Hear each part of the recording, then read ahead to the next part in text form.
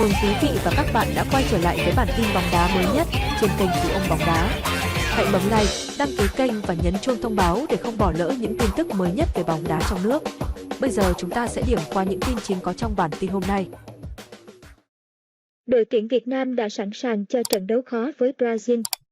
Thầy trò Phạm Minh Giang đã hoàn tất những khâu chuẩn bị chu đáo cho cuộc chạm trán đối thủ lớn Brazil tại vòng chung kết FIFA Futsal World Cup Lithuania 2021 vào ngày 13 tháng 9. Đội tuyển Futsal Việt Nam đã ráo riết rèn quân tại nhà thi đấu ở Lithuania.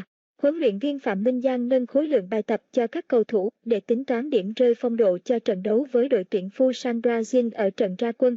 Vì phải gặp đội bóng rất mạnh, nên ông Giang sẽ phải tính toán rất kỹ về chiến thuật để có được kết quả tốt nhất. Đội đã tập rất kỹ cách đá phòng ngự phản công. Mỗi khi có bóng, các cầu thủ đưa bóng rất nhanh lên phía trên cho pivot dứt điểm.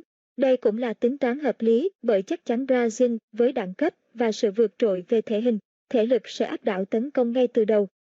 Ban huấn luyện cho cầu thủ tập nhuần nhuyễn các pha phản công nhanh với hy vọng ghi bàn thắng và chú trọng tổ chức phòng ngự chặt chẽ như một nhiệm vụ hàng đầu để hạn chế tối đa sức mạnh của đối thủ. Mới nhất, đội tuyển Futsal Brazil có màn tổng duyệt trước khi bước vào giải và bị Futsal Serbia cầm hòa 1-1.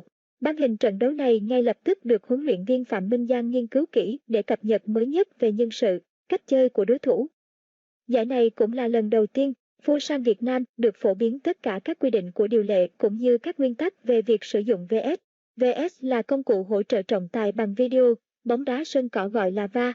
Theo VFF, ban tổ chức giải đã lưu ý những nội dung chính của điều lệ, quy trình kiểm tra doping và đặc biệt là công nghệ VAR lần đầu tiên áp dụng ở vòng chung kết Futsal World Cup 2021. Ở giải đấu lần này, tại vòng bảng, mỗi đội được quyền yêu cầu trọng tài xem lại các tình huống có bàn thắng hay không có bàn thắng, có penalty hay không có penalty, thẻ đỏ trực tiếp, xác định người vi phạm. Bên cạnh sự yêu cầu từ các đội bóng, thì trọng tài cũng sẽ xem lại VS trong trường hợp nếu đồng hồ bấm giờ lỗi, để xác định bàn thắng đã được ghi chưa, bóng lăn qua vạch cầu môn hay chưa. Tuy nhiên, để tránh lạm dụng VS, FIFA có quy định cụ thể như sau. Nếu yêu cầu thành công, nghĩa là trọng tài thay đổi quyết định ban đầu, các đội tiếp tục được yêu cầu VS. Nếu yêu cầu thất bại, nghĩa là trọng tài không thay đổi quyết định ban đầu, yêu cầu VS được tính là một lần. FIFA không giới hạn số lần yêu cầu thành công, nhưng mỗi đội chỉ được một lần yêu cầu bất thành tại mỗi hiệp của trận đấu. Các yêu cầu không sử dụng trong hiệp 1 không được sử dụng tại hiệp 2. Nếu thi đấu hiệp phụ, mỗi đội sẽ được thêm một lần yêu cầu bất thành trong thời gian hiệp phụ. Các yêu cầu không sử dụng trong hiệp 2 không được sử dụng ở hiệp phụ. Nếu thi đấu hiệp phụ, mỗi đội sẽ được thêm một lần yêu cầu bất thành trong thời gian hiệp phụ. Các yêu cầu không sử dụng trong hiệp 2 không được sử dụng ở hiệp phụ. Nếu đá luân lưu, mỗi đội được thêm một lần yêu cầu bất thành trong thời gian đá luân lưu.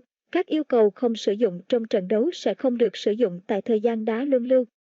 Như vậy, việc áp dụng VS sẽ giúp các trận đấu đảm bảo ở mức cao nhất tính khách quan, chính xác từ các quyết định của trọng tài. Huấn luyện viên Phạm Minh Giang rất quan tâm đến nguyên tắc sử dụng VS, bởi điều này có tác động, đem lại những lợi thế nhất định, ảnh hưởng đến kết quả trận đấu.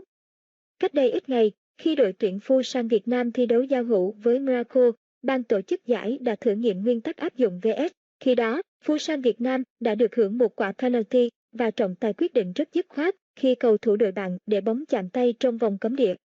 Ban tổ chức giải cũng đã triển khai việc test RT-PCR đối với các đội bóng. Kết quả tất cả thành viên đội tuyển đều âm tính với SARS-CoV-2 và thường xuyên xét nghiệm COVID-19 đối với các đội để phòng tránh mọi rủi ro liên quan đến dịch bệnh. Tại vòng chung kết FIFA Futsal World Cup Lithuania 2021, đội tuyển Futsal Việt Nam sẽ gặp Brazil trong trận ra quân tại vòng bảng vào đêm ngày 13 tháng 9, 0 giờ, ngày 14 tháng 9 theo giờ Việt Nam. Đối thủ tiếp theo của thầy trò Phạm Minh Giang lần lượt là Panama, ngày 16 tháng 9, và Cộng hòa Czech, ngày 19 tháng 9. Thông tin vừa rồi đã khép lại bản tin bóng đá mới nhất trên kênh Phú Ông Bóng Đá hôm nay. Các bạn đừng quên bấm like, đăng ký kênh và ấn chuông thông báo để không bỏ lỡ những tin tức mới nhất về bóng đá trong nước. Bây giờ, xin chào và hẹn gặp lại quý vị và các bạn trong những bản tin tiếp theo.